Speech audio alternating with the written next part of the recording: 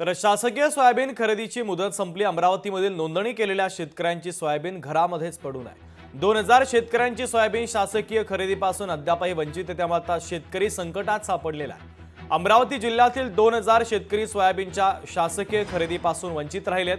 खासगी बाजारामध्ये सातत्याने सोयाबीनच्या दरात घसरण होते आहे। शासनाचा हमीभाव हा 4892 रुपये असताना शेतकऱ्यांना तेच सोयाबीन 4000 रुपयाच्या आतमध्ये विकावं लागतंय।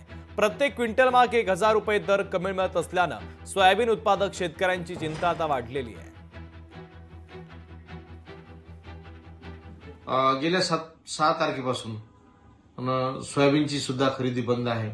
2000 जवळपास 2000 शेतकरी फक्त अमरावती जिल्ह्यातले आहेत। संपूर्ण महाराष्ट्रातला भाग वेगळा, परंतु 2000 शेतकरी एकट्या अमरावती जिल्ह्यातले आहेत।